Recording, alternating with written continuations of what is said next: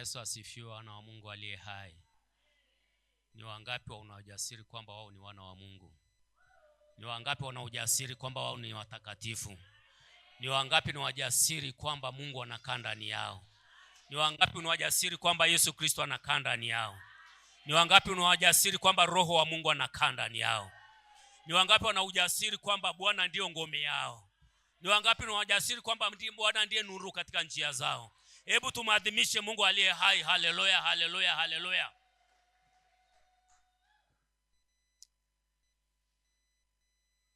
Ufalme tulioitiwa ni ufalme wa furaha sana, ni ufalme wa ajabu sana. Haleluya. Hivi unajua neno la Mungu linasema ya kwamba kwenye kitabu fulani cha Wakorintho wa pili anasema kwamba hatuviangalii vinavyoonekana, bali tunaviangalia vipi? Tunaviangalia visivyoonekana. Haleluya.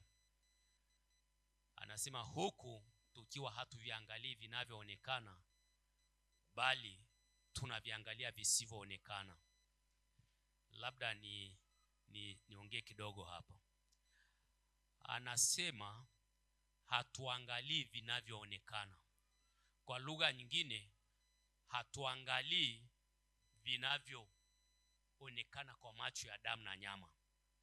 Hatuviangalii vinavyopambanuliwa na milango mitano ya fahamu. Hatuviangalii vinavyopambanuliwa kwa masikio ya damu na nyama. Hatuviangalii vinavyopambanuliwa na macho ya damu na nyama. Hatuviangalii vinavyopambanuliwa na harufu au na njia zozote za kutumia milango mitano ya fahamu. Haleluya. Anaongea na watoto wa Mungu, anasema hatuangalii vinavyoonekana. Anaongea na watoto wa Mungu wanaoishi hapa duniani, wanaoenenda katika miili yao hapa duniani. Anasema hatuangalii vinavyoonekana. Roho Mtakatifu analifundisha kanisa lake, anafundisha watakatifu wake, anawaambia hatuangalii vinavyoonekana. Kule duniani kabla hujaja katika ufalme wa Mungu, ulikuwa unaenenda kwa kuangalia vinavyoonekana. Unaangalia kwamba njia iko hapa kwa macho ya damu na nyama. Unaangalia kwamba hiki kiko hivi, hapa kuna mlima kwa macho ya damu na nyama. Unaangalia kwamba hali ya hewa ni mbaya kwa macho ya damu na nyama. Unaangalia mazingira kwa macho ya damu na nyama. Unatathmini vitu kwa macho ya damu na nyama. Unahesabu, unaingiza kwenye calculator. Unasema hebu jumlisha zimekuwa ngapi? Unajumlisha, unasema mambo sio mazuri. Unaangalia, unasema hebu hesabu tena. Unaangalia, unasema hebu tathmini tena. Anasema ndivyo tulivyokuwa tunaishi wakati hatujaisikia injili ya Kristo tukaingia katika ufalme wa Mungu aliye hai. Haleluya. Sasa Roho Mtakatifu analifundisha kanisa lake, anawakanseli watakatifu wake, anawacoach kama coach anayecoach timu ya mpira. Anasema sasa hatuangalii kama tulivyokuwa tunaangalia kule duniani. Hatuangalii tena kama Samueli alivyokuwa anamwangalia Eliabu akataka kumpaka mafuta, akisema tazama masihi wa Bwana, kwa namna alivyokuwa amepanda, kwa namna alivyokuwa handsome, kwa namna alivyokuwa na haiba. Akasema tazama masihi wa Bwana anataka kuchukua kibuyu amwagie mafuta ili awe mfalme. Bwana akamwambia hapana, unatazama kwa nje, unatazama kwa milango mitano ya fahamu. Mimi Mungu sitazami hivyo. Mimi Mungu naangalia kwa njia nyingine. Mimi naangalia kwa njia inayopenya mpaka inaenda kule kwenye moyo kabisa. Naangalia kule kwenye moyo. Na huyu nimeangalia katika moyo wake, nimeshamkataa. Kwa hiyo usiende kama hivyo, nienda kama mimi ninavyoangalia. Kuanzia sasa niandame mimi, nikuongoze. Kwa sababu mimi nitaangalia ndani ya moyo, wewe utaendelea kuangalia nje. Mimi nitaangalia ndani ya moyo, na nikiangalia ndani ya moyo nitakwambia ndio huyu. Nikikuangalia mbia ndio huyu, hata kama macho yako ndani na nyama yanakataa, uwe na amani kwamba ndiye huyu, kwa sababu mimi ni Mungu naangalia katika moyo. Hebu tumaadhimishe Mungu aliye hai. Haleluya, haleluya, haleluya. ana kochi watakatifu wake, watumishi walioingia katika nyumba yake, katika ufalme wake, watoto wake aliowazaa kwa Roho Mtakatifu. Anasema hatuendelei kuangalia tena kwa kutumia macho haya, hatuendelei kutathmini tena kwa kile tunachokisikia, hatuendelei kutathmini tena kwa IQ ya akili zako, hatuendelei kutathmini tena kwa degree ile ulioipata engineering, hatuendelei kutathmini tena kwa degree ulioipata katika chuo cha Biblia, hatuendelei kutathmini tena kwa uzoefu wa miaka mingi ulioipata katika kuenenda kwako. Ule uzoefu ulioupata katika kuenenda kwako usitaendelee kutathmini kwa njia hiyo. Umeingia katika ufalme wangu, ninakukochi upya namna ya kuangalia vitu na namna ya kutathmini. Haleluya, haleluya, haleluya, haleluya. Akasema katika ufalme huu tunatathmini namna hii. Tunaacha kuangalia vile vinavyoonekana, tunaacha kuangalia kwa jinsi tulivyokuwa tunaangalia zamani. Tunaangaliaje sasa? Tunaangalia kwa njia nyingine mpya ya kuangalia kule kusikoonekana, kule ambako zamani ulikuwa huwezi kuona, kule ambako huwezi kuona tena kwa macho haya, kule ambako huwezi kusikia kwa masikio haya. Kule sasa ndiko unakoangalia. Kule unaangalia huko kitu gani? Kule hakuonekani, unaangalia huko kitu gani? Anakuambia kule kuna kitu utakiona, kule kuna kitu utakiona. Kile kitu kikiona, hicho ndicho utakachokifuata. Haleluya, haleluya. Biblia inasema ya kwamba kule kusikoonekana tuna kitu kimoja kiko kule. Anasema tunalo lile neno la kinabii, neno lile ambalo ni la uhakika. Lile neno la kinabii ndilo tunalolitazama kama taa ing'aayo gizani, na hilo ndilo tunalolifuata, na hilo ndilo lilikuwa nanga ya roho zetu. Tukatembea kule kusikoonekana kwa nuru ya neno la kinabii. Tunalifuata lile neno la kinabii. Likienda kulia tunalifuata, likienda kushoto tunalifuata. Hatukwendi huku wala huku, tunaliangalia neno la kinabii. Hilo neno la kinabii ndilo linalotembea kule kusikoonekana. Hilo neno la kinabii ndio njia ya kuangalia kule kusikoonekana. Haleluya, haleluya. Neno la kinabii unalipataje? Neno la kinabii unalipata wakati uko unamtafuta Mungu. Unalitafuta wakati unakaa katika ufalme wake. Unalitafuta kwa sababu anapoongea na wewe akakufundisha Biblia, kuna neno linaloingia ndani yako. Kuna neno ambalo Roho analihuisha. Akilihuisha namna hii linakuwa ni neno la kinabii kwako. Katika kitabu cha Ufunuo mlango wa 19 nafikiri mstari wa 10. Anasema kwamba ushuhuda wa Kristo ndio roho ya kinabii. Haleluya. Ushuhuda wa Kristo ndio neno la kinabii. Kila kitu ambacho Bwana amefanya kikawa ni ushuhuda wa Kristo, kwako ni neno la kinabii. Kwa maana kama amefanya kwa huyu, na wewe unatembea naye kwa njia ile ile, atafanya na kwako, kwa sababu Mungu sio angalia uso wa mwanadamu. Haleluya, haleluya, kanisa la Mungu. Kwa hiyo tunafundishwaje? Tunafundishwa ya kwamba tunapotulia katika maombi, tunapotulia katika kulisikia neno la Mungu, tunapotulia katika ushirika wa neno la Mungu, maana yake kuna neno ambalo Mungu ataongea na wewe. Kuna neno litahuishwa, utasikia hili ni la kwangu. Hilo neno maana yake limekuwa ni taa yako ya kutembea kule kusikoonekana. Wakati unaendelea kumtafuta Mungu, kuna siku utaletewa maono, kuna siku utaletewa maono, kuna siku utaletewa ndoto ya Roho Mtakatifu. Kuna siku ambayo neno la kinabii litakuja kwako, ama ni Roho atalileta kwako, au mali litatoka madhabahuni, lakini neno la kinabii limekuja kwako. Unaambiwa hilo neno lidake, ni kitu cha thamani. Hilo neno lidake. Iwe umelipata kwa madhabahu, iwe umelipata wakati unatafakari neno, iwe umelipata kwenye ndoto, iwe umelipata kwenye maono, mradi ndio Roho Mtakatifu amehusika. Anasema hiyo ndio taa yako ya kutembea kule kusikoonekana. Hiyo ndio kutembea katika kule kusikoonekana. Haleluya, haleluya. Tumadhimishe Mungu aliye hai. Rapaka shaka bandere sika rindaro shaka patikete rika konda rashinda rabokoria randa rashanda rabokori. Sasa hiyo ndio inayowapa watumishi wa Mungu ujasiri. Hiyo ndio inayowapa watumishi wa Mungu ujasiri. Unapotulia mbele za Mungu, unapotafuta uso wa Mungu, baadaye atikuletea maono, atikuletea neno la kinabii lililothibitika, lililo hai. Hiyo inakuwa ni nuru katika ulimwengu wa roho, inakuwa ni taa kule kusikoonekana, inakuwa ni nanga ya roho yako kama mtumishi wa Mungu. Kwa hiyo utatembea kwa neno hilo, utatembea kwa kuangalia kule kusikoonekana. Ukitoka nje ukiangalia kidogo, hali ni tofauti sana. Unarudi kule kusikoonekana, unatembea kule kusikoonekana. Kule unatembea kwa ujasiri, kule unatembea kwa ushindi. Ukirudi huku nje utashindwa. Huku nje kuna shetani, huku nje kuna dunia, huku nje kuna mwili, huku nje kuna kupiga calculator, huku nje kuna kuhesabu. Kule kuna kuonekana, kule kuna kusikoonekana, kuna maono halisi ya kwamba Mungu ana kitu gani. Na kule ndiko unakoangalia, na kule ndiko unakotembea mtumishi wa Mungu, unakuwa hujali tena. unakuwa uangalii vinavyoonekana huku nje, unaangalia ile nuru uliyoiona, unaiandama kwa ujasiri, unaandama kwa uhakika. Hebu mwadhimishe Mungu aliye hai. Ndiyo raha ya kukaa katika ushirika wa kina na Roho Mtakatifu. Somo la kukaa la kuishi ushirika wa kina na Roho Mtakatifu ndio maana yake. Ukiwa katika ushirika wa kina na Roho Mtakatifu, atakuwa na kuonyesha vitu bayana katika ulimwengu wake. Atakuwa na kuonyesha vitu bayana katika ulimwengu wa roho. Na kwenye ulimwengu wa roho huo ndio halisi. Ulimwengu wa damu na nyama ni kivuli. Ulimwengu wa damu na nyama huo unabadilishwa na kile kilichoko katika ulimwengu wa roho. Kwa hiyo ulimwengu wa roho ukishasema kitu hiki kiko hivi, uwe na amani ukitembea na Roho Mtakatifu, ile picha ndio itakayokuja huko nje. Haleluya. Haleluya. Biashara yako inasuasua, familia yako inasuasua, maisha yako yanapinda hivi, huduma yako haijakaa vizuri, ni milima na mabonde. Wakati unaangalia kwa jinsi ya macho hivyo vitu, halafu unatulia katika ushirika na Roho Mtakatifu, anakuonyesha picha katika ulimwengu wa roho, anakuonyesha picha halisi katika ulimwengu wa roho. Unaidaka namna hii, unamwambia Bwana hii siachi, mnatembea naye mpaka inafika mahali ile picha ropo inashuka katika ulimwengu wa damu na nyama, unaishuhudia, unaanza kumwadhimisha Mungu. Unasema sasa namtukuza Mungu aliye hai. Hebu muadhimishe Mungu aliye hai. Haleluya. Haleluya.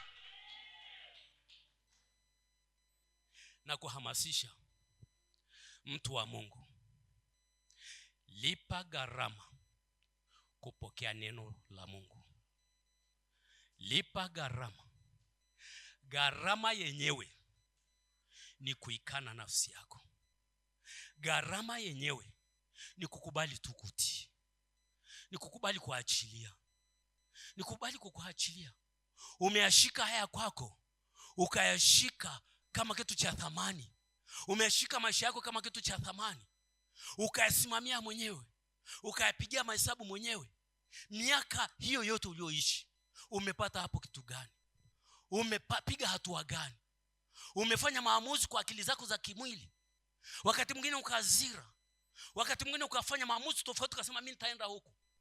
Lakini umeshinda, umefanikiwa nini? Yaachie maisha yako kwa Roho Mtakatifu. Haleluya. Tuko tunaendelea na somo la ushirika wa kina na Roho Mtakatifu. Haleluya. Hivi Biblia yako umeichukua? Umeshachukua na daftari lako? Kwa sababu pale nilikuwa nakusalimia, inawezekana Biblia hujachukua. Haleluya. Tuko tayari kuendelea na somo. Tuko tayari kuendelea na somo. Bwana Yesu asifiwe. Fumbua masikio yako ya rohoni na macho yako ya rohoni, usidondoshe hata kimoja. Ni kwa ajili yako. Ni kwa ajili yako na kizazi chako. Tulikuwa tunatembea na hili somo la ushirika wa kina na Roho Mtakatifu. Watumishi wa Mungu, Roho Mtakatifu ni wa thamani mno. Roho Mtakatifu ni wa muhimu mno. Roho Mtakatifu ndio hazina pekee tulioipewa wanadamu katika Mungu. Hakuna hazina nyingine. Hakuna hazina nyingine. Unajua nini? Biblia inasema kwenye kitabu cha Waefeso mlango wa 2 pale chini, akasema kwamba baada ya kumwamini alitupiga muhuri wa Roho wake Mtakatifu. Na ule muhuri ulikuwa na maana ni alama ya Mungu isiyopatikana kokote kwingine. Ni alama ya Mungu ambayo haiwezi kubumbwa. Unaweza kubumba vitu vyote, lakini sio Roho Mtakatifu. Kwa sababu Roho Mtakatifu ni Mungu mwenyewe. Kwa hiyo Roho Mtakatifu alipowekwa ndani yako, alikuwa ni muhuri wa Mungu kwamba kitu hiki ni mali yangu, kitu hiki ninakimiliki, kitu hiki nimekikomboa, nimekinunua, ni changu, hakitapotea, hakitaibiwa, ni cha kwangu. Kokote kitakachokwenda kitarejeshwa na huu muhuri wenyewe, kwa sababu muhuri wenyewe ni Mungu mwenyewe aliye hai. Haleluya. Haikutosha, akasema neno moja ambalo hatujalitafakari sana. Akasema huyo Roho ndiye arabuni ya urithi wetu. Ndiye arabuni ya urithi wetu. Arabuni ni Kiswahili kidogo cha nyuma, lakini ukileta kileo kidogo, lugha ya kileo kidogo, anaposema arabuni ana maana ni malipo ya utangulizi ya urithi wako. Haleluya. Anasema katika urithi uliopewa, wakati unasubiri mambo mengine yakae vizuri, na kutangulizia hiki, uendelee kutumia wakati natengeneza mambo mengine. Hebu tumaadhimishe Mungu aliye hai. Haleluya, haleluya. Ni kama mzazi aliyeacha urithi mkubwa kwa watoto wake. Alafu yule manager anayesimamia ule urithi na kugawanya akasema, jamani, kuna taratibu nyingi za kisheria za kurekebisha ili sasa urithi ugawanywe. Lakini kwa kuanzia, kila mmoja apokee milioni 50, ukaendelee kurekebisha maisha yako wakati tunaendelea kushughulikia mambo mengine ya kibiashara, ya kisheria. Yakikamilika, unapewa sasa urithi lako lote. Kama ni bilioni 1 unapewa. Haleluya, tumaadhimishe Mungu aliye hai. Ni wangapi wanaelewa hilo? Sasa wewe angalia lile tangulizi la mwanzo tu, watu wanangu na watangulizia urithi huu. Alafu urithi anayotutangulizia ni Roho wake Mtakatifu. Haleluya. Ni Roho wake Mtakatifu ametutangulizia. Akasema urithi kamili utakuja lini? Urithi kamili utakuja tukavaa miili ya utukufu. Tukishavaa miili ya utukufu ndio urithi kamili tunaopata. Lakini sasa tumetanguliziwa Roho Mtakatifu. Roho Mtakatifu ndio hazina pekee ambayo wana wa Mungu tunayo kama urithi. Kama una urithi tofauti, unapotea njia. Kama una urithi wa kidini, una urithi wa vitu vingine, una urithi wa fedha na unausifia, una urithi wa familia kubwa na unaisifia, una urithi wa jinsi ya kimwili unausifia, unapotea njia kama mtoto wa Mungu. Urithi wako namba 1 ni Roho Mtakatifu. Ndio unaotakiwa ujue, ndio unaotakiwa utafakari kila wakati, ndio unaotakiwa utafute ushirika na huo urithi kila wakati, na hutaumaliza Kristo, kwa sababu yeye ni Mungu aliye hai. Kwa hiyo kadiri unavyojenga ushirika na yeye, unazidi kuzama. Haleluya, haleluya. Hebu niseme neno moja. Unajua katika kitabu cha Ezekieli mlango ule wa 47, hatuendi huko, naenda na Roho Mtakatifu anachotaka tuseme. Ezekieli 47, kuna mto, mnisikilize watu wa Mungu, msiwafuate hawa watu wa media, sijajua wana shida gani, lakini sisi tuendelee. Haleluya. Katika Ezekieli 47 kuna mto ambao ulitoka katika madhabahu ya Mungu. Ulitoka chini ya madhabahu ya Mungu. Hebu sema madhabahu ya Mungu. Madhabahu ya hekalu la Mungu ulitoka mto. Ule mto ulipotoka, huyu mtumishi alikuwa anaonyeshwa maono. Akaonyeshwa maono ya madhabahu, akaonyeshwa mto ukitoka chini ya ile madhabahu. Alafu ule mto ulipokuwa unakwenda, yule mtumishi kwenye maono akaja malaika, akamshika. Anataka kumuingiza kule kwenye ule mto. Mto unakwenda hivi, ni mto mpana. Ni mto mpana mno. Sasa katika kumuingiza, anamuingiza hatua kwa hatua. Anasema hatua za kwanza, Biblia imetumia kipimo kinachoitwa dhiraa. Napima dhiraa 1000. Dhiraa 1000 ni kama huu mkono, kuanzia hapa kwenye kiwiko mpaka hapa. Sasa wataalamu sijui kama ni zaidi ya futi, nafikiri ni zaidi ya futi kidogo, si ndio? Ndio kipima hivi 1000. Kwa hiyo zikapimwa 1000 katika roho, kamba iliwekwa. Alafu akashikwa mkono. Hebu usema akashikwa mkono. Maana yake akakubali kuongozwa. Akashikwa mkono, akapelekwa. Dhiraa 1000 zilipofika, maji akafika huko. Kwa sababu kawaida mto huku mwanzo unakuwa na kina kidogo, si tunajua mto mto mpana, lakini alafu kadiri unavyoenda hivi unazidi kuzama kina chake mpaka katikati kule, uwezi tena. Baada ya kapima dhiraa 1000 nyingine tena, akamshika mkono, twende mwanangu. Zilipoisha akakuta maji yamefika kwenye magoti. Akapima nyingine 1000, akamshika tena, twende. Akafika pale, zilipoishia 1000 nyingine, maji akawa huko kwenye viuno. Haleluya kanisa. Alafu kapima tena nyingine 1000, Alivyompeleka maji akaja kifuani, akaja wapi, akazama, kima kimeshaenda chini, akaanza kuogelea. Haleluya, haleluya. Ule mto Bwana Yesu alikuja kutolea tafsiri kwenye Yohana 7:37 kama ukiendelea pale, aliposema kwamba mtu akiwa na kiu naje kwangu anywe. Yeye aniaminie, kama maandiko yalivyokuwa kisha kusema, mito ya maji yaliyo hai itatoka ndani yake. Haleluya. Ule mto ulikuwa ni picha ya Roho Mtakatifu. Ni picha ambayo Roho Mtakatifu atakuwa nayo kwa wote wanaomwamini Mungu. Kwa hiyo vile viwango vya kutoka viwiko kwenda magoti kwenda kiuno mpaka kuogelea ni kiwango unachojiachilia kwa Roho Mtakatifu. Ni kiwango unachojiachilia. Ukijiachilia kidogo, basi utakuwa na kiupako kidogo kidogo. Kwa hiyo mwili unaendelea kucontrol. Mwili unacontrol kwa sababu maji yachua kwenye kiwiko hapa kwenye mguu unatembea tu. Yachua kwenye magoti utatembea bado, speed itaenda ndogo lakini bado utatembea. Yakisha fika ya kuogelea, maana yake umejiachia kwa Roho Mtakatifu akupeleke anavyotaka. Haleluya. Haleluya, kanisa la Mungu. Kwa hiyo nje ya Roho Mtakatifu hauna hazina yoyote hapa chini ya wingu ambayo unaweza ukaitumainia. Haipo. Na hapo tuliibiwa. Hapo ndicho ambacho tulikuwa tunasema toka mwanzo wa mwaka kwamba tuliibiwa.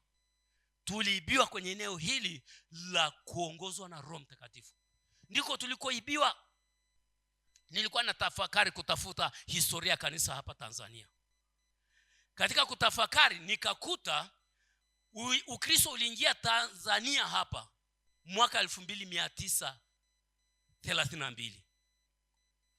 Kanisa la TAG lenyewe liliingia Tanzania mwaka 39. Kwa hiyo Ukristo Tanzania haukuingia miaka mingi. Kwa hiyo miaka ile ya uhamisho sasa makanisa ya kiroho yanaingia yakachachama kuanzia mwaka 1940 mpaka mwaka 1950. Lakini katika kuendelea kuangalia ule uhamisho mwingine uliotokea Uganda hapa wanaita balokole au walokole, sasa ndiko jina lilikotokea. Ilikuwa kwenye miaka ya 40 na kitu hapo. Kwa hiyo kwa mujibu wa tafsiri ndogo ni kwamba uhamisho mzuri wa kiroho ulikuwepo hapa Tanzania kati ya mwaka 1980 mpaka 1990, miaka ya 90 au niseme miaka ya 80 na miaka ya nini ya 90. Ndiko wokovu ulikuwa kama kilele. Ndiko uhamisho ulikuwa kama kilele. Ndiko watu walikuwa wanatembea na nguvu za Roho Mtakatifu kama kilele. Ndiko watu walikuwa wanazitegemea nguvu za Mungu kwa kilele. Kuanzia mwaka 1990 ikaanza kushuka daraja, zikaanza kuingia ministry. Ziki vitu vinavyoitwa ministry.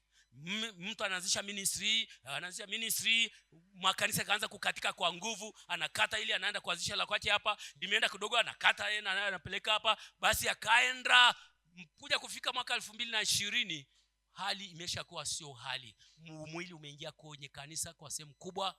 Roho Mtakatifu amebaki wa maneno na akabaki wa kunena kwa lugha, lakini Roho Mtakatifu kwa nguvu zake ikawa ni historia. Na kadiri miaka ilivyokuwa inaenda ikazidi kuwa historia. Sasa kwa sababu mwanadamu alivyo, huwezi ukamshika mahali nje ya Roho Mtakatifu au akili zake kufurahia, yani kwa maana ya nafsi yake, kwa maana ya hisia zake. Bwana Yesu asifiwe. Kwa hiyo ili umkamate mwanadamu akae mahali au kundi liko mahali, lazima akamatwe na Roho Mtakatifu. Ikishindikana sio kwa Roho Mtakatifu, hiyo ni kukufurahisha hisia zake. Sema hisia. Sasa baada ya Roho Mtakatifu kusahaulika, nguvu zake zikaondoka katika kanisa, watu wakawa hawezi kushikiliwa na nguvu za Roho Mtakatifu tena. Watumishi wakabuni mbinu mbalimbali, wakaanza kuwashika kwenye hisia na akili. Kwenye hisia na akili ni pamoja na kuleta sasa kwaya nzuri, zikaanza kucheza ile miziki ya huko duniani, lakini sasa ina maneno ya Mungu. Ndiko kwasa ya Kongo na wapi zikaanza kuchezwa madhabahuni, lakini kwa maneno ya Biblia, si ndio maneno ya Biblia, lakini mchezo ni kwasa, style ni kwasa. Ndio maana tukawa tunasikia samba, tukawa tunasikia sijui rumba, tukawa tunasikia sijui sebene. Siku hizi mnasema na sebene na nini tena? Na nini? Chakacha. Okay, vyovyote vile. Kwa hiyo hivyo vikishapata umaarufu kule, vinakuja kanisani ili mtu akija akute kitu kinachomfanania. Lakini asikie Yesu imewekwa pale badala ya bolingo watu. Kwa hiyo sasa kuanzia hapo makanisa yakawa yanashikwa kwa nguvu za kimwili, nguvu za akili, nguvu za hisia, mifumo. Weka mfumo mkubwa, mfumo wa teknolojia. Weka maandishi yakae pale, watu wavutiwe. Watu wasije hata na Biblia waangalie tu pale. Weka ibada nyingi, ibada fupi nyingi tu. Mtu anakuja pale haja hudumia hata na nguvu za Mungu, anambia sasa imeisha, anzeni kutoka. Wengine wako pale nje wanataka kunja, mnatoka wakavu hivyo unasema tayari sasa imeisha. Kwa hiyo ikawa mambo mengi ni kimwili. Na ndiko kanisa lilikofika, likawa ni kavu. Kanisa likawa ni taasisi tu ya kidini kawaida, lakini ile kwamba ni Roho Mtakatifu ameshika watu wake na ndio nguvu yake inatembea, ikawa ilishaibiwa. Ndio maana mwanzo wa mwaka Roho Mtakatifu alitupa kuona kwamba tuliibiwa kitu, na tulichoibiwa ni kutembea na Roho Mtakatifu. Lakini nashukuriwe kwa sababu amesema ni wakati umefika wa kuturejesha mahali penyewe. Hebu tumaadhimishe Roho Mtakatifu. Haleluya. Kwa hiyo ndio maana tunasema kuna vitu utavisikia kwako vinaweza vikaa vigeni, lakini ni vigeni kwa sababu hujui kanisa lilikotoka. Wengine mlizaliwa hapa wakati kanisa limeshapata shida. Wengine mmeokoka miaka ya baada ya 90, miaka ya 2000, wakati kanisa limeshachakachuliwa, lina mambo ya kimwili mengi. Makwaya ndio yanayotamba, makwaya ndio yanayosikika. Ukiitisha mkutano kama mna kwaya kali, watu hawaji. Imefika sio kwamba kama mna Roho Mtakatifu, kama mna kwaya kali hawaji. Kwa hiyo ndiko mliko kuekea wengine. Kwa hiyo ndio maana sasa hivi Roho Mtakatifu akileta kitu cha namna hiyo unatoa kitu gani? Roho Mtakatifu anaturudisha kwema. Haleluya. Roho Mtakatifu anaturudisha kwema. Haleluya. Tumaadhimishe Roho Mtakatifu. Sasa tukaendelea kuongea, tukaanza kasomo ambako kanasema hivi. Huduma 3 kwa makundi 3 ya watu. Amen. Tuliona hili, tulilianza Jumapili kadhaa zilizopita. Tukasema majukumu 3 ya Roho Mtakatifu katika makundi 3 ya watu. Kundi la kwanza tuliliona ni kundi la walio huko nje ambao hawajaokoka. Tukaona kwamba nje ya Roho Mtakatifu kuwahubiria Injili na kufanya kila kitu kikawa halisi kwao, kufanya dhambi iwe halisi ndani yao, hukumu iwe halisi ndani yao, haki ya Mungu iwe halisi ndani yao. Tukasema nje ya hapo hawawezi kuokoka. Roho Mtakatifu ndiye anayehubiri Injili, watu wakaokoka kweli. Tuliliona hilo na namshukuru Mungu tulitoka hapo. Kama hukuliona, liko kwenye video, liko kwenye mtandao, unaweza ukalipata. Tukaja la pili, kundi la pili, tukasema ni wale wachanga kiroho, washirika ambao bado wameokoka karibuni, wanaangalia yanayoonekana kwa macho ya damu na nyama, sio hawajapata nguvu, hawajapata neema ya kwanza kuangalia kule kusikoonekana. Ni Wakristo wa mwilini. Tukaona jukumu la Roho Mtakatifu kwa watu hawa ni nini? Jukumu la Roho Mtakatifu kwa watu hawa ni kuwasaidia wabadilike, ni kuwaletea badiliko la ndani, badiliko la kwenye nafsi zao. Tulisoma mistari kadhaa. Wala tusijifananishe na namna ya dunia hii, lakini mgeuzo kwa kufanya upya nia zenu. Haleluya. Tuliona mambo ya namna hiyo na mistari ya namna hiyo, mkivua utu wa kale na kuvaa utu mpya. Tuliwaona hayo ni kazi ya Roho Mtakatifu. Kwa hiyo Roho Mtakatifu kwa Mkristo mpya hafanyi jambo lingine. Atakuwa busy na wewe. Kila unapopokea neno, yeye yuko busy kutumia ile neno liondoe mambo ya kale ndani yako, liue kazi za zamani, uwe mambo ya kimwili. Kwa sababu Biblia inasema tukiandama mwili tunataka kufa. Tukiandama fikra za mwili tunataka kufa. Lakini tukiandama fikra za roho tunakuwa na uzima na amani. Haleluya. Haleluya, kanisa la Mungu. Kwa hiyo Roho Mtakatifu kwa wachanga, kwa Wakristo wa mwilini, wewe una miaka michache kwenye wokovu au mingi, lakini mradi wewe bado ni wa mwilini, Roho Mtakatifu yuko busy kukugeuza, kukubadilisha ili uweze kupiga hatua sasa ya kutoka kwenye hilo kundi na kuingia kwenye ile kundi lingine la leo. Haleluya. Tuko pamoja, kanisa la Mungu. Na utaenda kuona ili Roho Mtakatifu akuhudumie bila kujali ni kundi lipi upo, ili akuhudumie uwe kwenye kundi lile la wachanga au lile la leo, ni lazima ukubali kwamba ni wako binafsi. Roho Mtakatifu lazima uwasiliane naye kama wako binafsi. Usiwasiliane naye kama wa wote. Kwa sababu hata katika kuokoka uliokoka binafsi. Ni wangapi waliokoka kwa pamoja, kwamba yani ule wokovu ni kwa pamoja, mlipatana tutaenda kuokoka, mkaenda mkaokoka dakika moja saa moja? Haiwezekani. Hata mjikuwa marafiki namna gani, ikifika kwenye jambo la wokovu mnatofautiana. Huyu anasema mimi natafakari kwanza, huyu anasema hilo sio la kwenda nalo. Lakini pale ambapo Roho Mtakatifu amekuwekea wazi wokovu, unaopokea binafsi. Hivyo hivyo na Roho Mtakatifu ni lazima awe wa kwako binafsi. Haleluya. Kule mwanzo tulisema kwamba lazima awe wewe na wewe yeye. Yaani mnakuwa kitu kimoja mpaka nakuwa wewe. Jina lako likiitwa mahali, yeye ndo anahudhuria. Kwa sababu umeshakuwa kitu kimoja na umekubali kuwa chini yake. Umekubali kunyenyekea. Umekubali yeye aishi, wewe uwe chombo. Kwa hiyo ukiitwa jina lako, yeye ndo anaenda. Kwa sababu umeshamwambia nimejiachia uishi mimi chombo. Ukishamwambia nimejiachia uishi mimi niwe chombo, kama akiangalia moyo wake akakuta limefanyika hivyo, anaishi. Na akiishi akisikia jina lako fulani, anaenda yeye. Sio umeshamwambia yeye aishi, wewe ni chombo tu. Chombo hakiwezi kwenda. Chombo hakiwezi kwenda kufanya chochote. Yeye anahudhuria pale, nasemaje? Hawatamuona lakini yuko pale.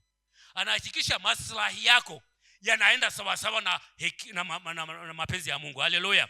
Anahakikisha maslahi yako hapa duniani yanaenda sawa sawa na Kristo alivyokukusudia wewe toka mwanzo. Haleluya. Kwa sababu umemwachia aishi katika nafasi yako. Kwa hiyo kujiachia kwake ni namba moja. Na pili, unyenyekevu. Tuliliona hilo. Ukiacha kunyenyekea, usipomwamini kwamba ukimwachia mambo yako atayasimamia, usema naweza nikamwachia ile likaharibika, basi hujamtumainia. Hujamwamini kwamba anazo nguvu, anayo hekima ya kutosha kufanya hilo jambo. Hujaamini kwamba anakupenda kiasi cha kufanya hicho kitu ili akufanikishe. Unawaza kwamba unajipenda kuliko yeye anavyokupenda, lakini huo ni udanganyifu, haliko hivyo. Haleluya, kanisa la Kristo. Haleluya, haleluya. Sasa leo tunaenda kundi la mwisho la waliokomaa kiroho. Kundi la waliokomaa kiroho liko na lenyewe kanisani. Kundi hili la waliokomaa kiroho ni watu wanaoishi maisha ya uwana. Hebu sema maisha ya uwana. Yaani wameshaweza kuishi kama wana wa Mungu. Wameshapiga hatua ya kuishi kama wana wa Mungu. Na Biblia inasema katika kitabu cha Warumi 8:14, na wote wanaoongozwa na Roho wa Mungu, hao ndio wana wa nani? Wote wanaoongozwa na Roho wa Mungu, hao ndio wana wa Mungu. Haleluya. Tuko pamoja, kanisa la Mungu. Hebu tufungue Warumi hiyo 8. Kuna wengine hawajawahi kuona mstari. Warumi mlango wa 8 mstari wa 14, tunasema wote kwa sababu ni mstari mfupi. Haleluya. Tumefungua Warumi mlango wa 8. Warumi mlango wa 8 tumefungua au tunakaribia kufungua. Okay, nimepata mlango wa 8 mstari wa 14, nimeuona. Haleluya. Ni mstari mfupi sana. Tunaanza tukausoma kwa pamoja. 1 2 3 go, tusome.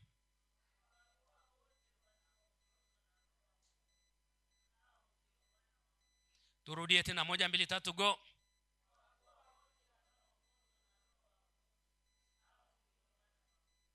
Mnirudie sasa, mimi hata wale wasio na Biblia waweze kusema. Fungua kinywa chako ili kisije katoa harufu kwa kukifunga tu.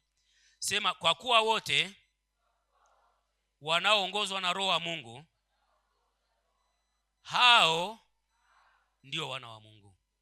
Haleluya. Sasa kumbuka, wale wa Kristo wa mwilini tulisema wanaongozwa na mwili.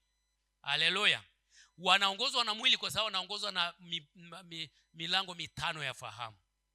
Sasa wakipiga hatua, wakiingia kwenye kundi hili, hawaongozwi na mwili tena, hawaongozwi na milango mitano ya fahamu. Sasa sina maana kwamba wakiangalia kwa macho ya damu na nyama hawataona, sina maana kwamba hawatayatumia, lakini sio yatakayoongoza kufanya maamuzi kwenye maisha yao. Haleluya. Sio yatakayoongoza kufanya maamuzi na mwelekeo katika maisha yao. Kitakacho waongoza kufanya maamuzi na mwelekeo katika maisha yao ni yule anayewaongoza sasa, ambaye ni Roho wa Mungu. Haleluya. Haleluya, kanisa la Mungu. Kwa hiyo hili kundi la waliokomaa kiroho ni kundi la watu wanaoishi maisha ya uwana, wanaongozwa na Roho wa Mungu. Haleluya. Sasa kama ndio hivyo, kama hili kundi ndio hilo, Roho Mtakatifu anafanya huduma gani kwao? Kwa sababu lile kundi lingine tuliona Roho Mtakatifu anafanya kazi ya kuwabadilisha, kazi ya kuwabadilisha ule utu wa kale uongolewe, kazi ya kuwafanya tohara, utu wa kale utahiriwe kwa tohara ya Kristo uondoke katika maisha yao. Sasa hawa ambao wameshakomaa kiroho, wanaoongozwa na Roho tayari, Roho Mtakatifu anafanya huduma gani kwao? Haleluya. Roho Mtakatifu anawavisha nguvu na uweza kwa ajili sasa ya kufanya mapenzi ya Mungu.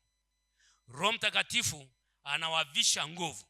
Kazi ya Roho Mtakatifu ni kuwavisha nguvu na uweza ili wafanye mapenzi ya Mungu, ili watembee katika mapenzi ya Mungu, ili wamhudumie Mungu, ili wamuishi Mungu, ili wamuishie Mungu. Haleluya.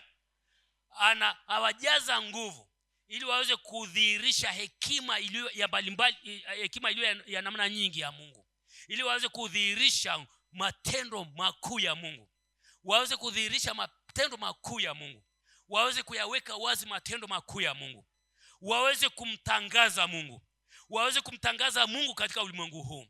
Hawa ndio ambao Mungu anawajaza nguvu na uweza waweze kufanyika nuru ya ulimwengu.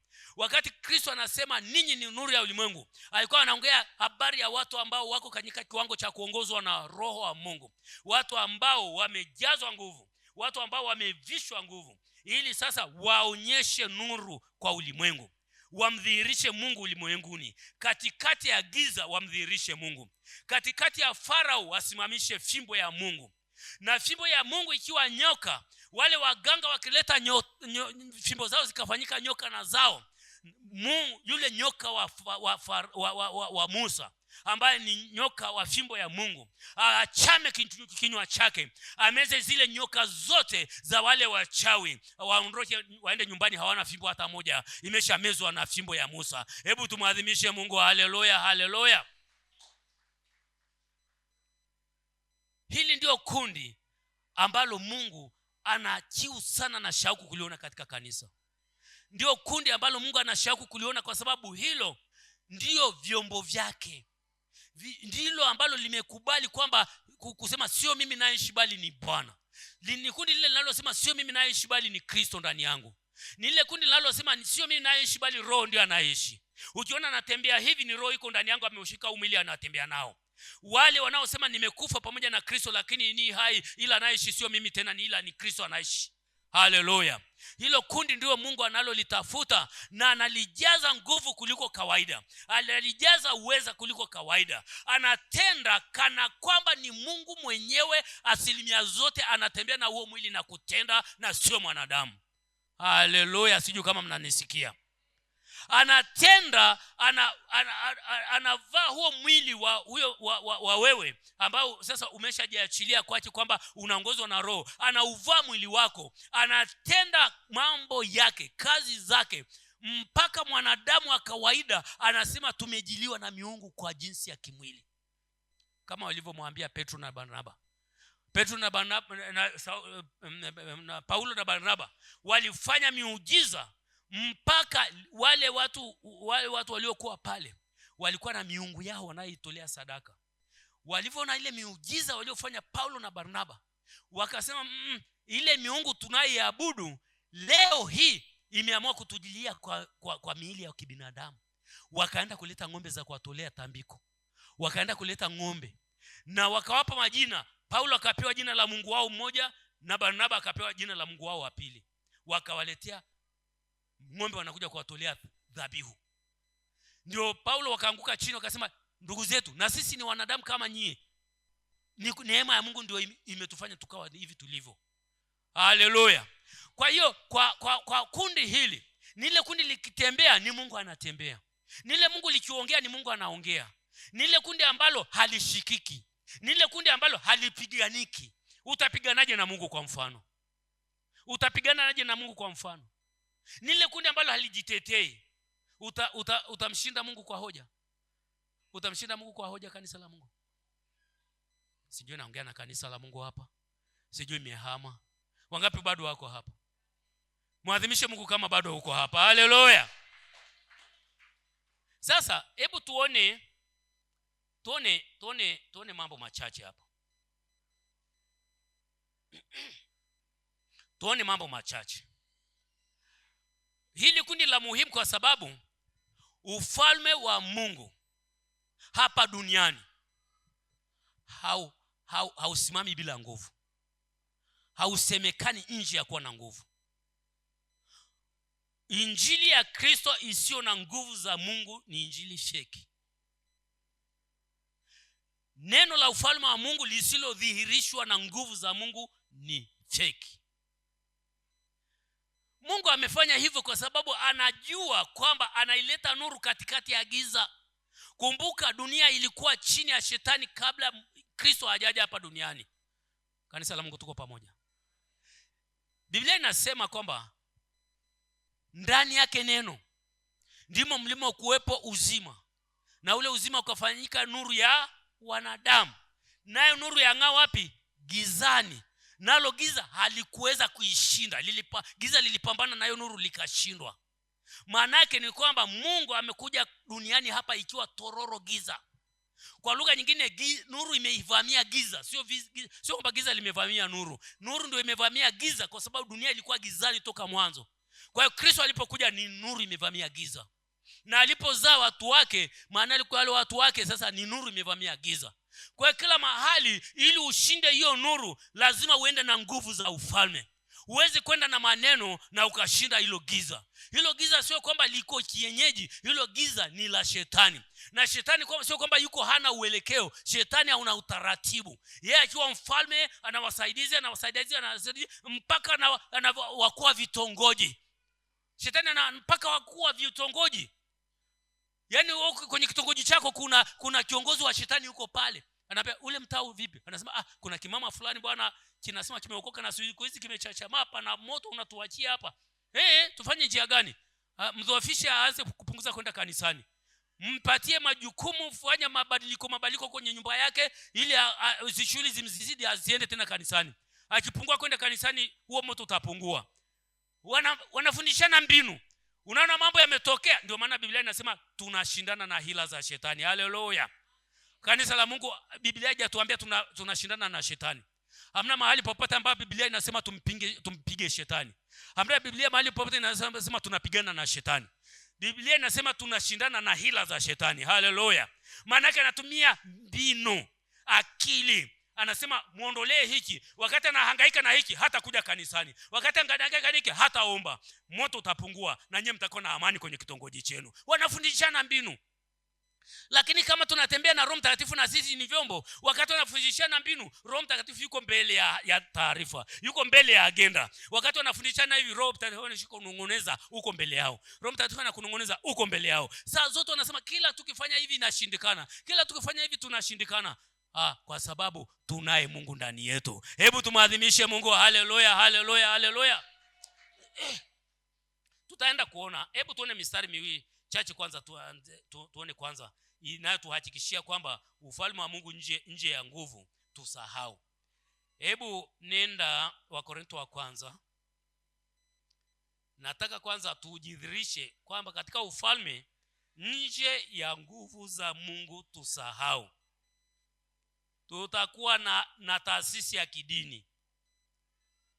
tutakuwa na taasisi ya kidini, tutagombana wenyewe, tutaenda kutafuta visomo na vyeo ili tuje tutafute nafasi kanisani, kwa sababu ile nafasi ya Roho Mtakatifu ambaye ndio angetupatia hatunayo, kwa sababu hatuna ushirika naye tena. Sasa tumeenda mlango wa pili, tumeona waraka wa kwanza wa Korintho mlango wa pili, tumefika au nilikuwa sijasema mlango wa pili tumefika tumefika. Nisome mstari wa 4. Nasoma kwa jina la Yesu. Mbona mjaitika? Nasoma kwa jina la Yesu Kristo. Na neno langu, ni mtumishi wa Mungu Paulo, na neno langu na kuhubiri kwangu hakukuwa kwa maneno ya hekima yenye kushawishi akili za watu, bali kwa dalili za Roho na za nini kanisa? Za nguvu. Na akatoa sababu, ili imani yenu isiwe katika hekima ya wanadamu, bali katika nguvu za nani? Sasa baada ya kupoteza ushirika na Roho Mtakatifu kama kanisa, watumishi wa Mungu wengi tukawa hatuna ushirika mzuri na Roho Mtakatifu na nguvu zake zikatupungukia. Tukaanza mahubiri ya kushawishi akili. Unatumia mahubiri malaini yaliyotirika kushawishi akili angalau watu wakubali kuja. Alafu wanaweka imani yao juu ya hekima ya wanadamu ya kushawishi. Alafu jaribu likitokea kidogo anaondoka. Akienda ukamkemea kidogo ambaye mtumishi wa Mungu hiyo sio njia, anazira anaondoka. Kwa sababu imani yake haikuwa katika nguvu za Mungu.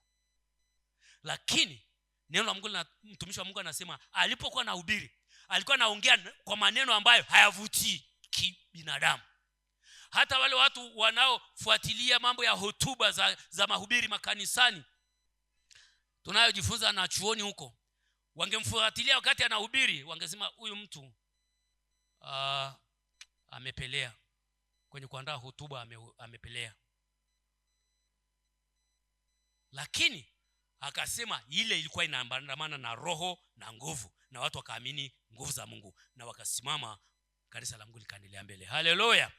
Lakini sasa hebu twende tena mstari mwingine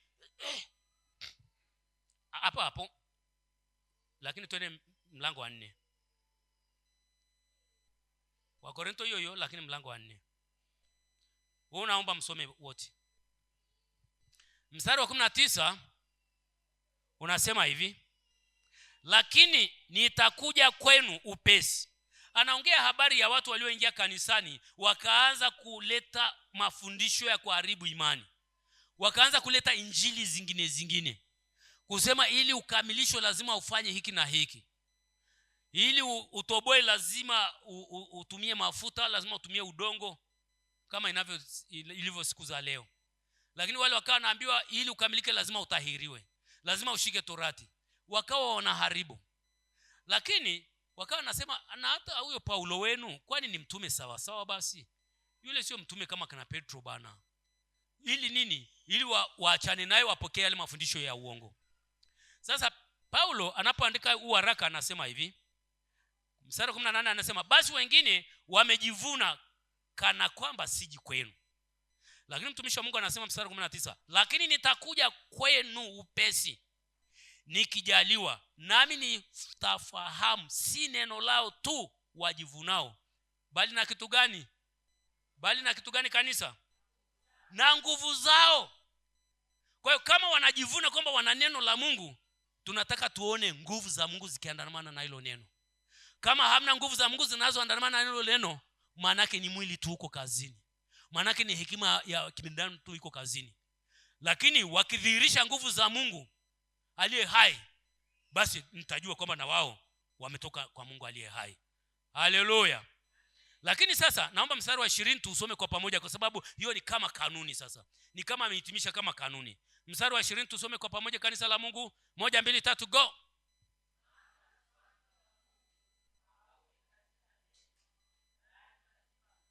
Yes, tumadhimishe Mungu wetu. Haleluya. Anasema maana ufalme wa Mungu haui katika neno, bali katika nguvu. Maana yake ufalme wa Mungu sio katika maneno tu. Ufalme wa Mungu lazima udhihirishwe na nguvu. Kwa nini? Kwa sababu nguvu zinahitajika kumpinga shetani. Nguvu zinahitajika kuvunja ngome zake. Nguvu zinahitajika kufufua wafu. Nguvu zinahitajika kuvunja wakuu wa anga. Sasa bila nguvu hizo ufalme wa Mungu hauwezi kusimama. Kwa sababu kumbuka, ufalme wa Mungu ukija unang'oa ufalme wa shetani ili ufalme wa Mungu ukae. Lakini ufalme wa Mungu ukija hauna nguvu kubwa kuliko za shetani, utamng'oaje? Hata Bwana Yesu akasemaje? Mtu akienda kwenye nyumba ya mtu mwenye nguvu lazima amfunge kwanza yule mwenye nguvu, ndio aweze kuchukua vile vitu. Na mwenye nguvu ni shetani. Kwa hiyo lazima ufalme wa Mungu uje na nguvu kubwa kuliko za shetani. Haleluya, kanisa la Mungu. Sasa hebu tuone, tumeshaona kwa uhakika. Sasa turudi tuangalie. Hebu tuone Yesu Kristo mwenyewe alivyokuja. Je, alihudumu bila nguvu? Alihudumu bila nguvu? Hebu tuende kitabu cha Luka. Tuone kwanza kwa Bwana wetu Yesu Kristo ambaye Biblia inasema ndio mwanzilishi na mkamilishaji wa imani yetu, si ndio kanisa la Mungu? Mlango wa 4 Luka. Niko Luka mlango wa 4. Tumefika hapa? Tumefika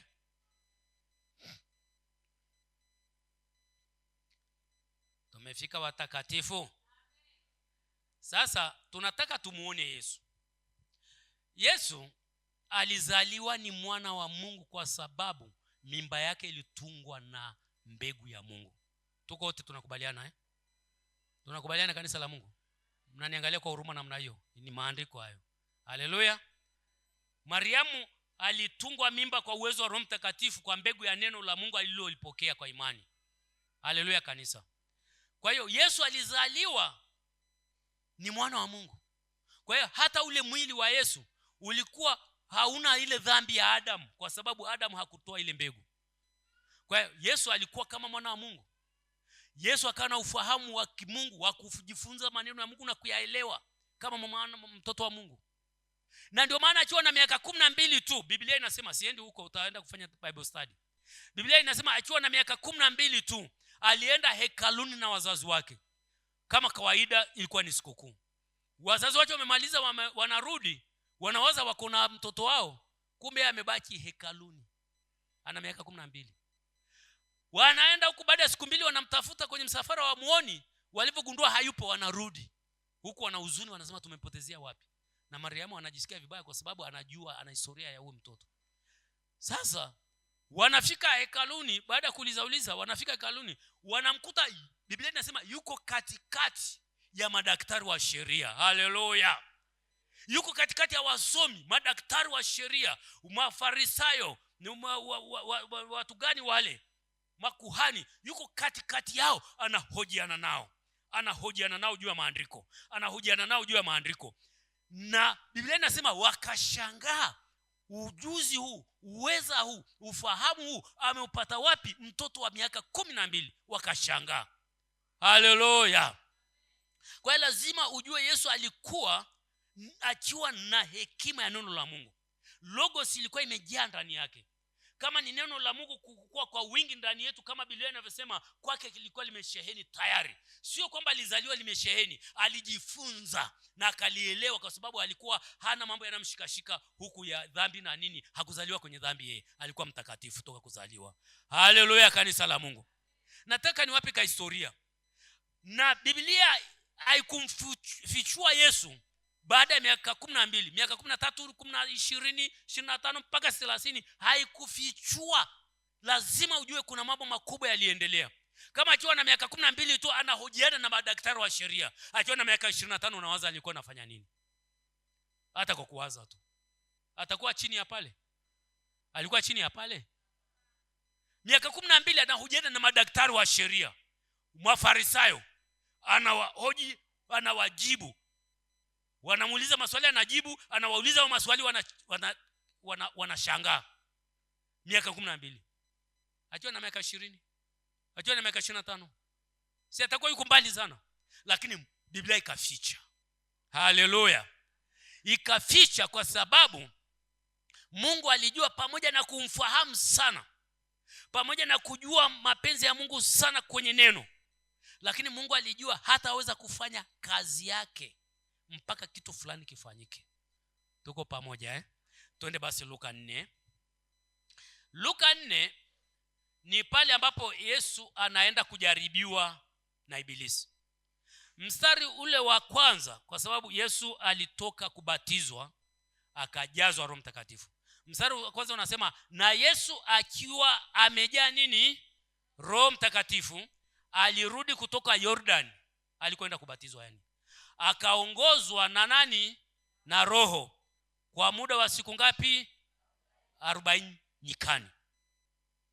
Sasa zile siku 40 nyikani, Yesu alikuwa anaongozwa na Roho. Manake alikuwa ameshafika kiwango cha kuwa mwana wa nani? Wa Mungu, kwa sababu wote wanaongozwa na Roho wa Mungu, hao ndio wana wa. Alikuwa ameshafika kiwango cha kuongozwa na Roho, ni mwana wa Mungu. Lakini kuna kitu kinatakiwa kifanyike ili aweze kuingia kwenye utumishi alioitiwa. Alitakiwa ajenge msingi wa utumishi wake, wa imani kwenye utumishi wake. Na ukienda kitabu cha Marko, siendi huko, inasema kule kwenye siku 40 jangwani alikuwa pamoja na wanyama mwitu na wanyama wakali wa mwituni. Sasa Biblia, kwa nini Biblia iseme kwamba alikuwa na wanyama mwitu? Alikuwa na masimba, alikuwa na madubu, alikuwa na manyoka huko. Kwa nini Biblia inasema hivyo? Na hatusikii kwamba lilimng'ata, hatusikii kwamba lilimrarua. Manake alikuwa anaendelea kuonyesha kutembea na Roho Mtakatifu kunakoweza kumlinda, kunapoweza kumfanya akatembea kwa imani ya kushinda hata wale wanyama wakali. Haleluya. Sasa baada ya kujaribiwa na Ibilisi siku 40, maswali yako pale Ibilisi aliyomuuliza na akashinda yote. Sasa twende chini pale tuone Yesu. Mstari wa 13 unasema, basi alipomaliza kila jaribu, Ibilisi akamwacha akaenda zake. Kwa nini? Kwa muda. Sasa baada ya Ibilisi kuondoka, baada ya Yesu kumaliza majaribu, ametoka kule jangwani. Mstari wa 14 ndiko nakotaka tulenge. Naomba tusome mstari wa 14 pamoja. 1, 2, 3, go.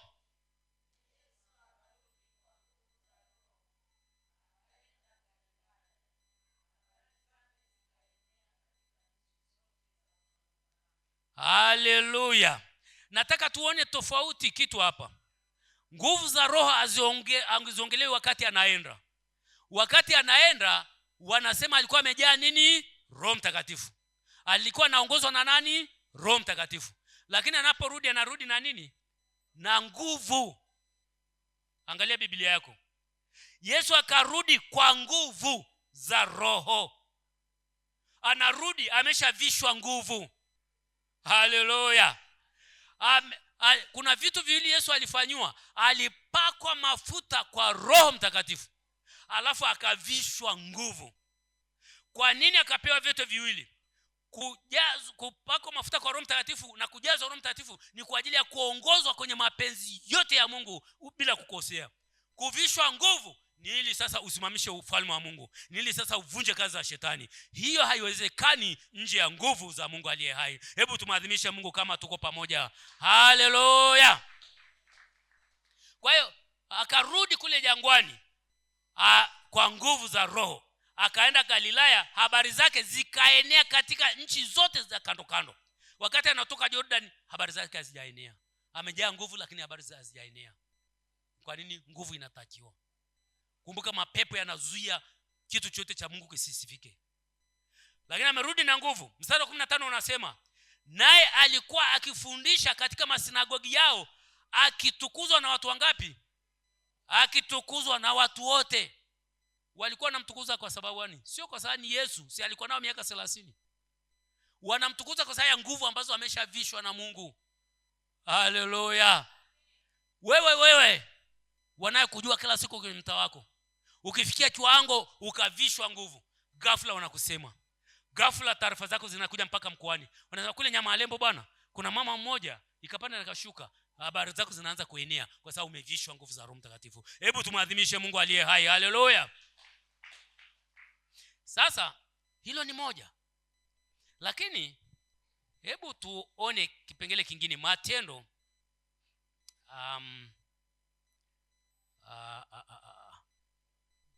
Matendo 10:33. Nataka kuona msingi wa huduma ya Yesu. Matendo 13, Matendo 10, sio 13. Matendo 10:13, Matendo 10:38, sorry. Tumefika Sasa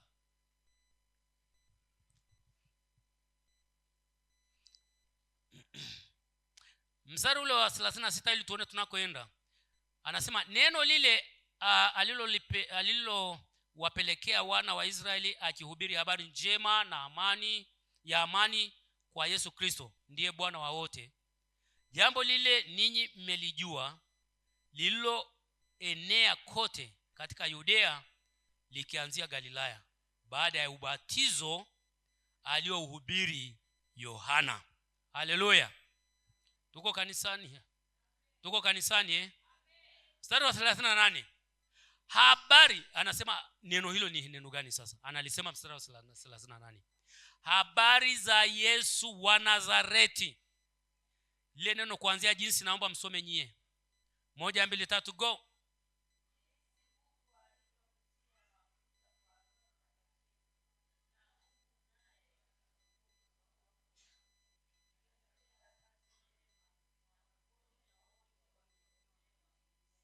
Haleluya.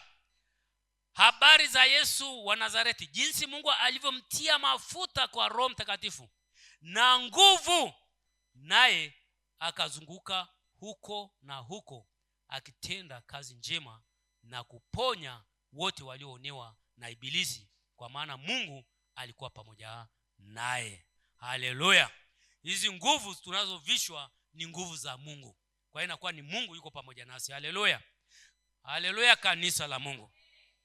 Kwa hiyo tunaona kabisa Yesu hakuanza huduma bila kuvishwa nguvu. Tunashuhudiwa kabisa kwamba alitiwa mafuta kwa Roho Mtakatifu, lakini alijazwa nguvu ili azifanye kazi za Mungu, azivunje kazi za shetani, amhubiri Mungu, aponye watu. Haleluya. Bwana asifiwe. Tuko pamoja kanisa la Mungu. Sasa inapokuja kwetu kuna nini? Kwetu kwenye Matendo 1 mstari wa 8, mstari tunaojua wote, Yesu Kristo alikuwa anaongea na wanafunzi wake kabla hajaondoka. Akasema mtapokea nguvu akiisha kuajilia juu yenu nani? Roho Mtakatifu. Roho Mtakatifu akishawajilia juu yenu, na nyinyi mtafanya nini? Mtajazwa nguvu. Haleluya. Bwana Yesu asifiwe kanisa la Mungu. Bwana asifiwe. Kwa hiyo ili kundi sasa ambalo tayari linaongozwa na Roho Mtakatifu, ambalo Roho Mtakatifu anawavisha nguvu, hawa ndio vyombo ambavyo Mungu anavitumia katika mapenzi yake hapa duniani. Ndio maana pale mwanzo juzi wakati tunaongea tukasema wachanga katika Mungu hawajawa vyombo vya Mungu kuvitumia kutumika. Wanafundishwa huduma na wanaanza kuingia kwenye usaidizi wa huduma, lakini bado hawajafika kiwango cha Mungu kuwaamini wasimame wenyewe alafu waanze kufanya kazi ya Mungu, kwa sababu hawajawa vyombo.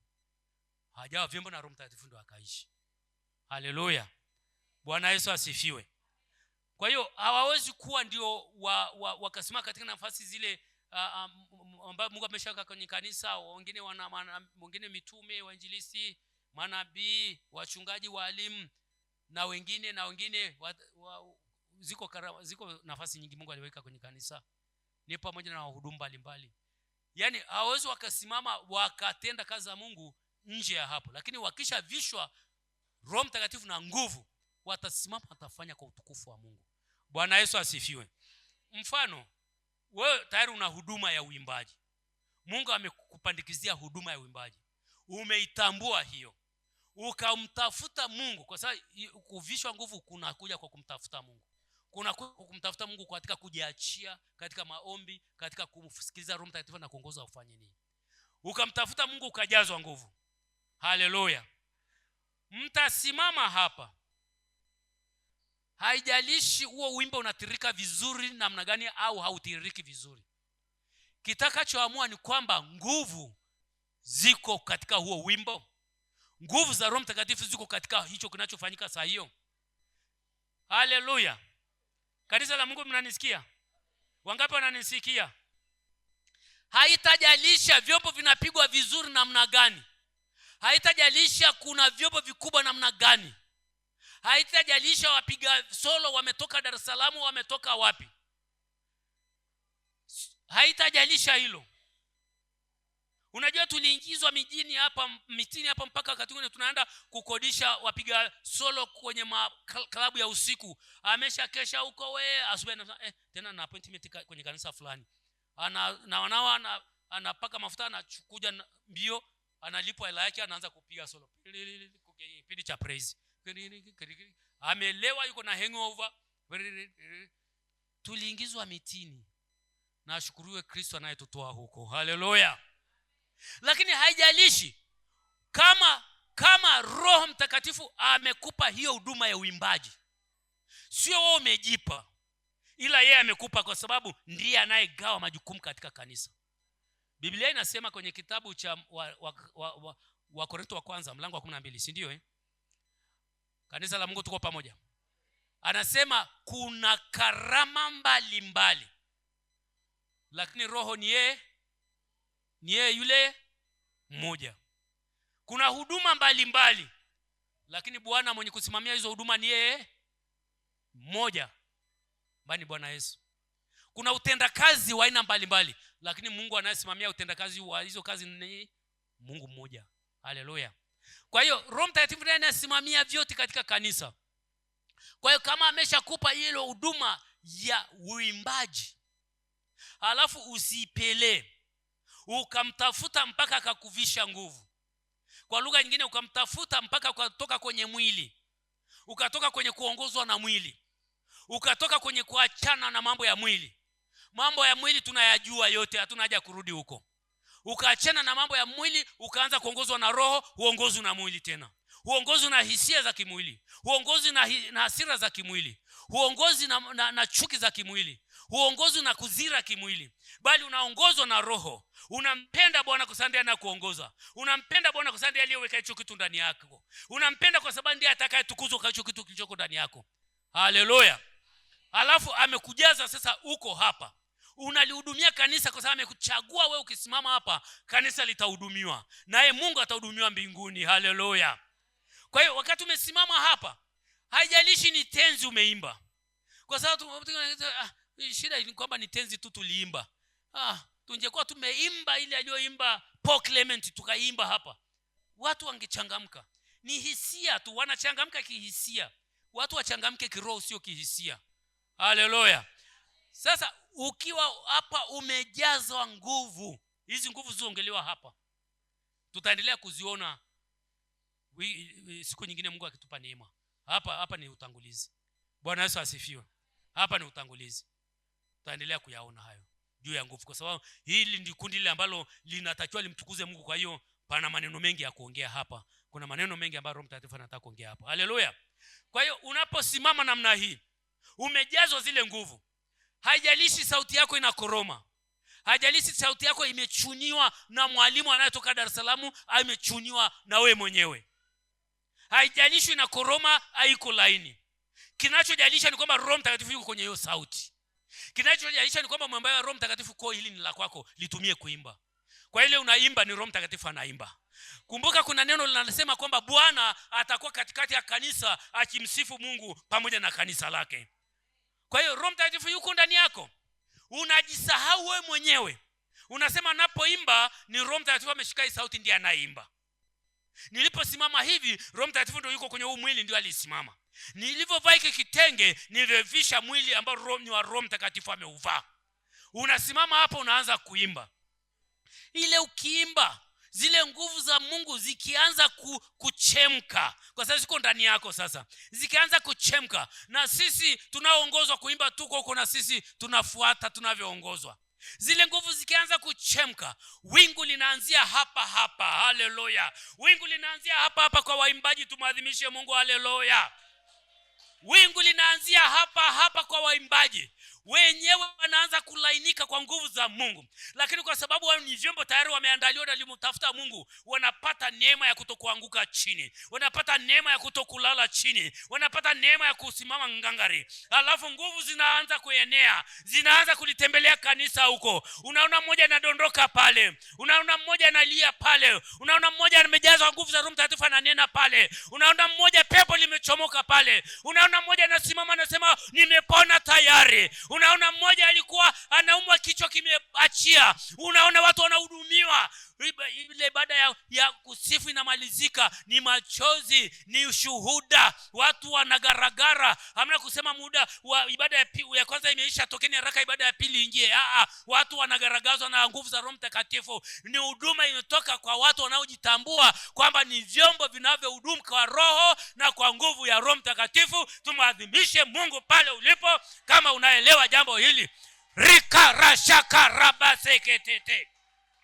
Wakati umefika turudie misingi ya zamani.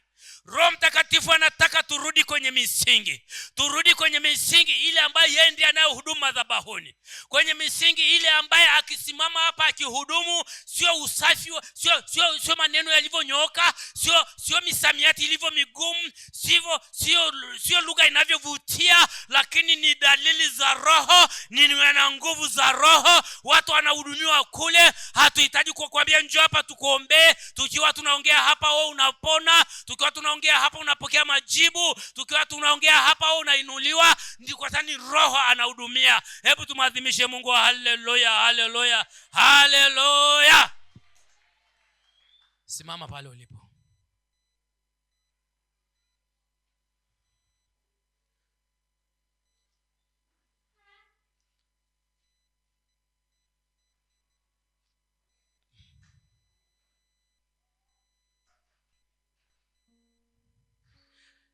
Ni kipindi cha mpito.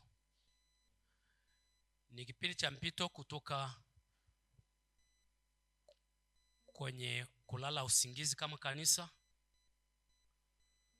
kwenye kuishi maisha ya kimwili, kuvuka kurudi pale kwenye kanisa original la Kristo, ambalo ni kanisa linaloongozwa na Roho Mtakatifu. Ni kanisa ambalo sifa zote ni kwa Bwana masaa yote. Ni kanisa ambalo lugha utakayosikia tu ni kwamba asifiwe Bwana. Ni kanisa ambalo lugha utakayosikia ni kwamba atukuzwe Mungu. Hutasikia sifa ya kusema kwamba fulani ni kiboko, fulani akisimama pale wote tunabarikiwa. Hutasikia tena hicho kitu kwenye kanisa ambalo tunavushiwa sasa kurudi kwenye misingi. Ni kanisa ambalo Biblia inasema Mungu haangalii uso wa mwanadamu. Mungu ndiye peke yake anasimama. Ni kanisa ambalo hatutaangalia nyuso za wanadamu. Hatutaangalia uso wa mchungaji kwamba yuko hivi, amesoma hivi, ana mambo haya. Hatutaangalia hivyo. Tutamwangalia Mungu anayevaa watu wote kama vyombo vyake akahudumia kanisa lake. Hautajiangalia mwenyewe. Utamwangalia Kristo anayetenda ndani yako kwa roho wake. Tunapita kuingia huko. Hapa katikati kuna mambo ya kuachia. Hapa katikati kuna mambo ya kuachia. Ili kumwamini Bwana kwamba anaweza kuhudumia maisha yako, kunahitajika unyenyekevu. Kunahitajika kukubali kuachia yale uliyoshikilia. Mengine ulitumia gharama nyingi sana kuyajenga mwenyewe. Sasa Bwana atataka uyaachie ili yeye ndo ajenge. Atataka uyaachie ili akuongoze anavyotaka. Wakati mwingine itakuwa ngumu sana kuachia. Wakati mwingine mpaka machozi. Wakati mwingine mpaka utaanza kusema au nihame tu kanisa kama ndio hivyo. Kwa sababu mwili saa zote unapingana na roho. Roho anasema ni hivi, mwili unasema kuliko kuachia hii hama. Kuna kwingine hawatakusumbua, ukienda pale watakutambua tu. Watakutambua kwamba umebobea. Lakini roho anataka ajue ni yeye anayeweza kubobea ndani yako. Hebu ongea na Mungu sasa. Amekuwa anaongea na kanisa toka tumeingia hapa. Na kwa taarifa tu ni kwamba huwa anaongea na mtu mmoja mmoja. Neno linatoka hapa linaonekana kama limeenda kwa wote. Lakini Roho Mtakatifu anajua namna anavyoligawa. Kila mmoja akapokea kasi ya mkake. Utashangaa kile kilichokuja kwako, wewe unaona kama kimekuja kwa wote, kumbe kimekuja kwako tu. Kwa mwingine kimeenda kipande kingine. Na hapa ndio kumtii Mungu kunapoleta matunda. Kumtii Mungu kunakuja kwa kutii kile kilichokuja kwako. Ni muhimu kuachia moyo wako kwa Bwana. Lazima mtumainie Mungu kwa moyo wako wote. Wala usizitegemee akili zako mwenyewe. Umezitegemea akili zako mwenyewe miaka yote, umefika wapi? Umetumainia kupanga na kupangua mwenyewe na kuweka mikakati mwenyewe, umefika wapi? Lakini ungejiachilia kwa Bwana, ungekuwa mbali zaidi, na sio wewe bali ni Bwana ndani yako angekufikisha huko, kwa sababu ni yeye anayetukuzwa saa zote. Huyu Bwana ana ujuzi wote. Huyu Bwana ndiye aliyeachilia elimu yote unayojua kwa wanadamu. Huyu Bwana anajua kompyuta kuliko wataalamu wote wa kompyuta, kwa sababu ndiye anayewaelekeza. Huyu Bwana anajua ufundi wote wa magari na mashine kuliko mafundi wote, kwa sababu yeye ndiye aliyeachilia hiyo elimu kwake. Huyu Bwana anajua biashara kuliko mfanya biashara yoyote mkubwa duniani, kwa sababu ndiye anayewapa akili za kufanya biashara ili kupata faida. Biblia inasema yeye ndiye anayetufundisha ili tupate faida. Anaongeleaje juu ya faida kama hamna biashara? Ukiangalia kwenye Biblia kuna mifano mingi ya kwamba aliachia watu talanta wakafanya biashara, na wale waliokuta wameshatengeneza faida aliwasifia na akawaambia ingieni katika ufalme wa Bwana wenu. Ni Bwana wa biashara. Kwa usije ukawaza kwamba ukijiachia kwake biashara yako itacrash. Usije ukawaza kwamba ukijiachilia kwake biashara yako itakwama. Ukijiachilia kwako ndipo atairekebisha biashara yako kwenye reli, ndipo atakapowachambua wateja watakao kuja kwako, na wateja aliowatakasa hawa nenda kwenye biashara ya fulani, hawataibiwa na yoyote, hata mwenye nguvu za namna gani hawatawaiba, watakuja kwenye biashara yako, wameelekezwa na Bwana, wametakaswa na Bwana, nenda kwenye biashara ya fulani, kwa sababu ndiye anayefanya hiyo biashara. Sasa umeiachilia wewe biashara aifanye, na yeye sio Mungu wa kupata hasara. Hauwezi akasimama kwenye duka lako anafanya biashara ukapata hasara wewe. Hauwezi kusimama kwenye saluni yako ndiye anayesuka wateja ukapata hasara. Hauwezi kusimama kwenye biashara yako yoyote ile ukapata hasara. Ukiona unapata hasara ni wewe unafanya biashara, yeye hajaanza kufanya biashara. Wala usije ukamsingizia Mungu kwamba anafanya biashara yako na bado akapata hasara, haipo. Rikabarashaka pasekete. Hebu tafakari binafsi mbele za Mungu. Anataka utafakari binafsi kwa sababu anaongea na wewe binafsi. Alikuleta hapa duniani binafsi. Tuko hapa kwa sababu wote tulikuta tumeshazaliwa, lakini kila mtu alizaliwa binafsi. Wala hakuna aliyejua mwenzake ameshazaliwa. Wala hakuna aliyejua nani atazaliwa baadaye. Tumekuta tuko tu hapa. Kwa hiyo alikuleta binafsi. Ana ratiba na maisha yako binafsi. Ana hatima yako binafsi. Alikujua kabla hujatungwa mimba tumboni mwa mama yako. Yeye ndiye aliyeamuru wewe utungwe mimba na sio mwingine. Ndiye aliyeamuru kwamba wewe ndio utakayetungwa mimba uzaliwe na sio mwingine. Kwa sababu alikuwa na ratiba kwamba mwaka huu ukifika utakuwa na miaka fulani, na hiyo miaka fulani ana ratiba yake ni kwamba uwe sehemu fulani ufanye kitu fulani.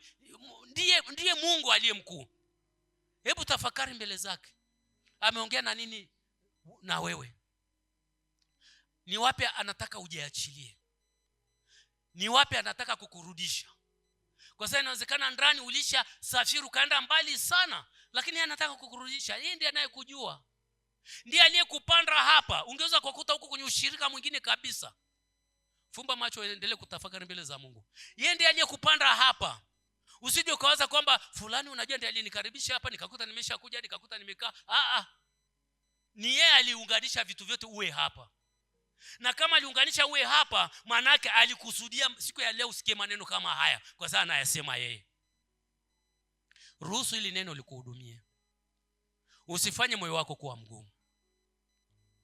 Hakuna aliyefanya moyo wake kuwa mgumu mbele za Bwana akafanikiwa. Yote aliyefanya moyo wake kuwa mgumu mbele za Bwana alipata hasara. Wana wa Israeli walipata hasara kule jangwani kwa sababu ya kitu moja tu, hawakupokea lile neno kwa imani. Lile neno lilokuja kwao halikuchangamana na imani. Wakafanya mioyo yao kuwa migumu wakapata hasara. Lakini neno lasema hata sasa, hata leo hii. Ukilisikia neno lake leo, usifanye moyo wako kuwa mgumu. Ni neno gani Bwana ameongea na wewe? Hebu semezana na Bwana sasa. Mwambie Bwana, nimesikia hili neno ulilonena nami. Fumba macho yako utafakari. Unajua watu wengine hawajajua kwa nini watu tunasema tufumbe macho. Sio kwamba tunataka upate hasara fulani au tufanye kitu fulani. Sisi ni watumishi wa Kristo. Ni lengo tu akili yako izibwe, iache kuendelea kukusumbua. Kwa sababu kadiri akili inavyopokea picha huku nje, ndivyo inavyoleta kuchakachua umbo, kuchakata, kufanya nini, inazuia roho yako isiwezi kutafakari kitu Roho Mtakatifu anataka utafakari. Ndio maana tu ya kufumba macho. Wala sio kitu cha kiroho kwamba akifumba macho ndio nitamjibu. Ni kwa faida yako. Unapofumba macho, kuna kitu Roho Mtakatifu anataka kukuonyesha ndani. Kuna picha Roho Mtakatifu anataka kukuonyesha. Ile anataka kuileta, macho yanaleta picha zingine huku nje, zinafunika ile picha ya Roho Mtakatifu. Unatoka kapa, hujatoka na kitu ambacho Roho Mtakatifu anataka kukiona. Hebu tafakari mbele za Roho Mtakatifu. Ameongea nawe binafsi. Ukianza kutafakari, anza kumjibu. Anza kuongea naye. Kama ni mahali pa kumshukuru, mshukuru. Kama ni mahali pa kumwambia Bwana napokea rehema, mwambie napokea rehema. Kama ni mahali pa kumkiri, kumwambia nakupenda Roho Mtakatifu, mwambie hivyo hivyo nakupenda Roho Mtakatifu. Ajue kwamba sasa umeanza kuelewa. Ajue sasa kwamba umekubali sasa mwanzo kutembea Bennett. Mwambie Roho Mtakatifu ninakupenda. Mwambie kabisa kwamba ni kweli nilikuwa naenda mwenyewe tu, nilikuwa sijakufahamu, lakini kwa kadiri unavyoongea na mimi Roho Mtakatifu, ninazidi kukuelewa, ninazidi kukufahamu, ninazidi kukupenda, ninazidi kuvutiwa na wewe. Najiachilia Bwana, najiachilia Bwana, uchukue nafasi katika maisha yangu. Naiweka maisha yangu chini yako. Najiachilia kwako sasa. Ninakuamini kwamba sitaaibika kama ukishika usukani wa maisha yangu. Sitaaibika kama ukiwa ndio unaniongoza katika maisha yangu. Sitaaibika, nitastawi tu kwa sababu ni kwa utukufu wako. Ongea naye sasa. Ni kipindi cha kuongea na Mungu. Ni kipindi cha kuongea na Mungu. Na ni wewe unaongea naye binafsi kwa sababu umeokoka tayari. Na Roho anakaa ndani yako. Kwa sababu Roho anakaa ndani yako, una uwezo wa kuongea. Oh, haleluya. Ongea naye. Raba kashaka paseketeke. Ongea naye. Ongea naye. Anafurahi. Unajua anafurahi sana akiona umefunguka kwanza kuongea naye. Kwa sababu amekuleta binafsi, alikuokoa binafsi kwanza, anakulea binafsi, na hapa amekuvuta akakuleta binafsi. Kwa hiyo alipokuwa anaongea na neno alikuwa anakuletea tena binafsi. Anapoona umefunguka, ukaanza kumsikiliza, ukaanza kujibizana naye, ukaanza kuongea naye, anafurahi, anasema huyu mtoto wangu ameanza kunielewa. Anafurahi, anasema huyu mtoto wangu ameanza kunielewa. Hiki chombo changu kimeanza kunielewa. Ninaanza kutembea nacho nikaenda mbali sasa. Anafurahi. Kwa hiyo jiachie uongee naye tu. Jiachie tu uongee naye binafsi. Iwe ni kwa sauti, iwe ni kunong'ona, ni wewe tu kadiri anavyokujalia. Hata kama anakuletea kunena, wewe nena tu, anajua anachokinena. Hakikwambia kuongea Kiswahili nini, ni wewe unasemezana naye, usemezani na mtu mwingine. Hata sisi huko hatukusikii. Kwa sababu kila mtu yuko busy anaongea na Roho mwenyewe. Uwe busy wewe mwenyewe. Ni kipindi cha kusemezana na Roho. Rika patereshika. Ni muda mzuri sana wa kusemezana na Roho. Na wengine mtapokea maono, wengine mtapokea wazo zuri kabisa toka kwa Roho Mtakatifu. Nenda kwa njia hii sasa. Eneo ambalo lilikuwa linakusumbua sana, ghafla utakuta wazo limedondoka moyoni wako. Nenda kwa njia hii. Hilo wazo ulidache, usiliachie ukasema ni wazo langu tu limekuja. Huko katika wingu la Roho Mtakatifu. Huko katika wingu la Roho Mtakatifu. Kwa likija wazo zuri ndani ya moyo wako, jua kwamba Roho Mtakatifu amelidondosha ili sasa kuongoza maisha yako. Likija baya, unalikemea tu kimya kwa sababu ni adui anataka kufahamia. Adui anataka kuingilia. Kwa hiyo kama likija baya, unalikemea tu, toka kwa jina la Yesu.